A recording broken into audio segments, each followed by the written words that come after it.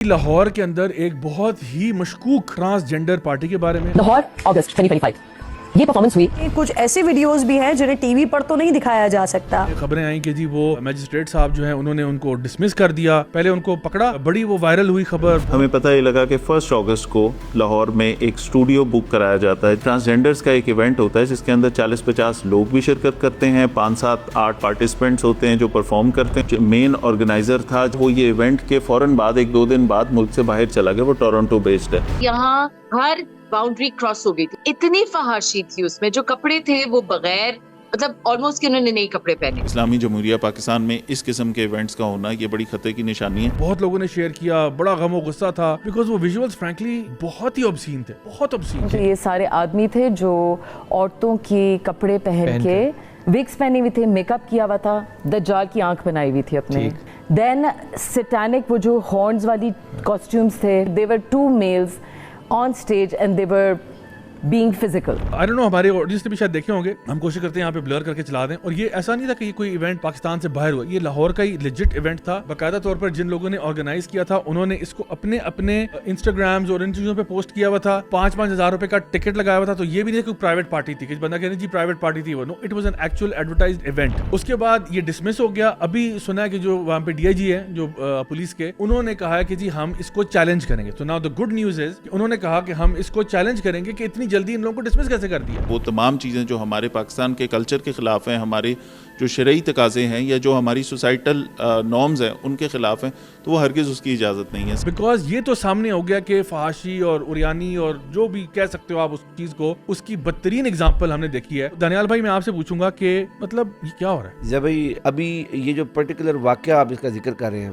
اس میں جب پولیس نے کارروائی کی, پہلی بات تو یہ پولیس نے کارروائی کی بھی تو بیک لیش آنے کے بعد کی. ماریا بی نے اس پہ جب ویڈیو بنائی اور اس پہ کافی زیادہ بیک لیش آیا, اور بڑا اچھا ہے, ہم پولیس کا اس پہ بڑی ایک طرح سے شاباش دیتے ہیں, ان کی حوصلہ افزائی کرتے ہیں کہ انہوں نے اہم ایشو پر انہوں نے FIR کاٹی ہے. اس قسم کی کوئی غیر اخلاقی قسم کے ایونٹس کی یہاں پہ پاکستان میں, ہمارے پنجاب میں یا لاہور میں بالکل اجازت نہیں. FIR انیشلی 5 لوگوں کے خلاف کاٹی گئی, جس میں سے 3 اس وینیو کے اونرز تھے اور 2 جو تھے ایکچوئل آرگنائزرز تھے, یعنی کہ ٹرانسجینڈر کمیونٹی کے لوگ تھے. اور بعد میں جو انیشیل انویسٹیگیشن ہوئی تو انہوں نے یہ بہانہ لگایا کہ جی یہ جو ٹکٹس ہیں اس سے ہم جو بزرگ خواجہ سرا ہیں اپیرنٹلی جو یا بیمار ہیں ان کی مدد کرنے کے لیے کیا ہے. تو جب بھائی میں تو اب حیران بھی نہیں ہوتا, کیونکہ اس طرح کے ایونٹس یہ تو ایک آدھ وہ ایونٹ ہے جو سامنے آ گیا.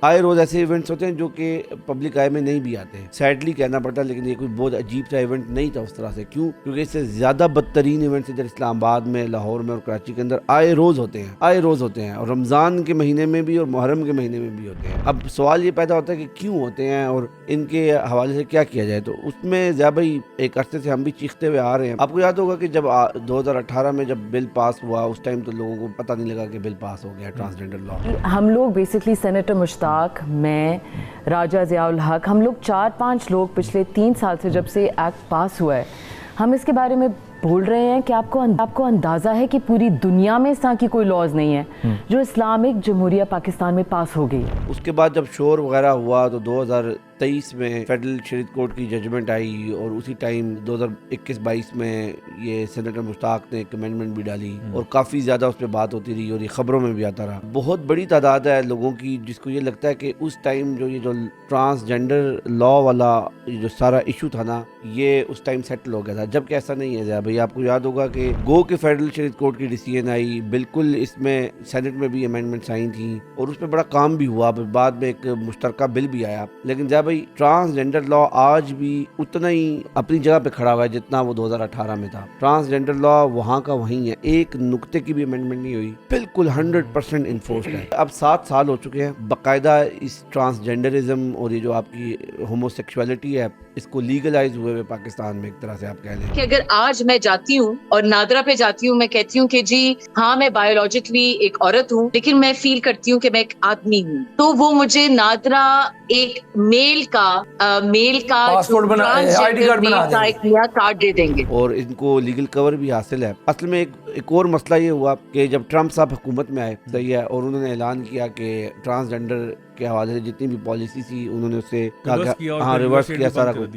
تو اس سے بھی لوگ دھوکہ کھا جاتے ہیں. آپ کو یاد ہوگا یہاں پر اسلام آباد سے ایک ٹرانسجینڈر الیکشن لڑا تھا نیاب علی. ریسنٹلی میں دیکھ رہا تھا کہ ہارورڈ کا ایک بڑا پریسٹیجیس فیلوشپ ہوتی ہے, اس کو کہتے ہیں کارل رائن فیلوشپ. یہ ہیومن رائٹس کی فیلوشپ ہے. وہ دنیا میں صرف 2 یا 3 لوگوں کو ملتی ہے, پورے ایشیا میں صرف 1 بندے کو ملتی ہے. اس بار ملی ہے جناب نایاب علی کو وہ ایوارڈ ہوئی ہے, اور ہارورڈ یونیورسٹی کی فیلوشپ ہے. یہ ہارورڈ یونیورسٹی نہ صرف امریکہ کی بلکہ دنیا کی ٹاپ یونیورسٹیز میں اس کا شمار ہوتا ہے. تو دوسری طرف آپ کو یہ دیکھنے کو ملتا ہے, اور ان کا ٹاپک کیا ہے, exploring the sharia interpretation of gender laws in Muslim countries. یعنی کہ اب اسے کیا نکلے گا اور وہ دنیا کو کیا بتائیں گے. یعنی اس میں یہ لوگ شریعت سے بھی آسان اسلام ہے, یعنی شریعت سے بھی یہ پنگے لیں گے. یہ نہیں, یہ دن بدن تجاوز کرتے جا رہے ہیں. نہ صرف انٹرٹینمنٹ انڈسٹری اور یہ اس طرح کی انڈر گراؤنڈ پارٹی کلچر کے اندر یہ لوگ تجاوز کر رہے ہیں, بلکہ یہ آپ کا جو اکیڈیمک آپ کی ریلم ہے اس کے اندر بھی یہ تجاوز کر رہے ہیں. اور نہ صرف وہاں پر جا بھائی, بلکہ یہ آپ کے جو شریعت ہے, آپ کا جو فیملی سسٹم ہے, آپ کی فیملی ویلیوز ہیں, آپ کی اسلامک ویلیوز ہیں, ان کے اندر بھی یہ ڈسٹارشن کریٹ کرنے کی کوشش کر رہے ہیں. لا کا تو ویسے ہی انہوں نے آپ کے بیڑا غرق کر دیا. تو یہ, اور پھر اس کے اوپر دیکھیں کیا ہوا جناب, ایف آئی آر دی. میں تو پہلے تو بڑی حیرانگی کی بات تھی میرے لیے کہ یار اتنی آسانی سے لاہور پولیس نے ایف آئی آر دے دی. ویسے وہ ایسا دیتے نہیں ہوتے, بہت اچھی بات ہے, دینی چاہیے, اور دی انہوں نے. اس کے بعد فردر کیا ہوا کہ جی اگلے دن ہی کسی میجسٹریٹ نے ایف آئی آر کو اڑا دیا ایک طرح سے, تو یہ جس پہ ڈی آئی جی آپریشن جو لاہور کے ہیں ان کا بیان آیا کہ ہم اس کو چیلنج کریں گے, پر میجسٹریٹ صاحب نے اس کو ایک دم ہی ڈسچارج کر دیا, جو کہ جس کے خلاف ہم کل اس میں اپیل میں بھی جائیں گے.